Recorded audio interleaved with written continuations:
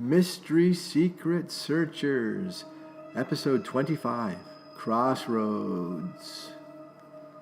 Old King's Road meets Military Road, east and west, north and south. Upper and Lower Canada selected, St. Lawrence and Ottawa rivers now connected. Rebellion, Dominion, British reign but reform. Americans come but forced out. Friends gone, a new start.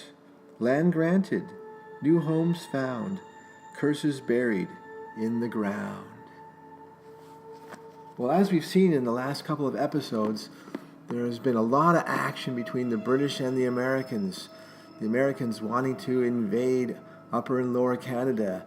They defeated the British once in the American War of Independence, and now in 1812, they're off, the Americans that is, attacking Canada. We learned that there was along the St. Lawrence, there were many battle sites, including the battle at Chrysler's Farm and the Battle of the Windmill. This area along the St. Lawrence, between Toronto and Montreal, was fairly accessible to the Americans. They could come across the river quite easily. It wasn't that far to come, and the landing was pretty easy for them. But they never succeeded. Was it bad planning? Did they make some blunders? Or did it have something to do with the curse of the sword MacLeod? We know, as the story goes from the Battle of the Windmill, that an American, probably a soldier, trying to escape after defeat, was seen paddling back across the icy rivers of the St. Lawrence River on a plank of wood, using a sword as a paddle. We believe the sword was the cursed sword of the family MacLeod. The sword was now in American hands. The Americans failed at all their attempts. The curse of the sword may have had something to do with that. In one of the final battles of the time, the sword may have been lost somewhere in the St. Lawrence River.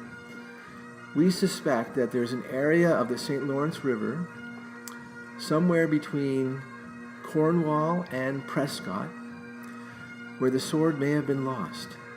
This area is now known as the Lost Villages, and that's because there used to be farmland there and people settled on that land, but the land was lost. It was lost when they decided to flood the St. Lawrence River and open it up. The land was lost. The places were lost.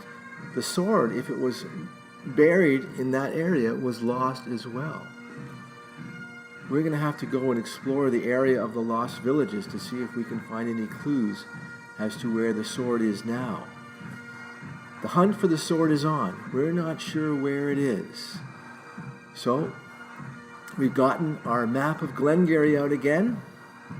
We're taking a look at all the different sites in Glengarry, the ones that we visited and the ones that we have yet to go see. We need to find more clues. Now, we do have starting places. We're searching in Lancaster. We've been to Williamstown, but we're going to search there some more because we know that Sir John Johnson set up his home in Williamstown. And there's a famous church there, St. Andrew's Church.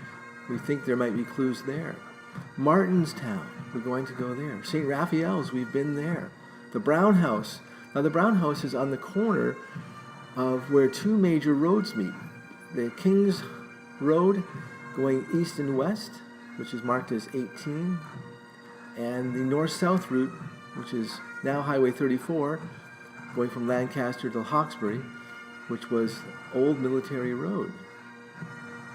We're going to have to look for more clues at some of these places to see what we can find.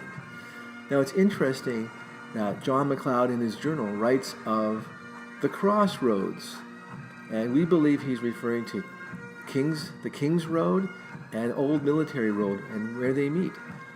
And strangely enough, if you look at how it's set up, it does form a cross.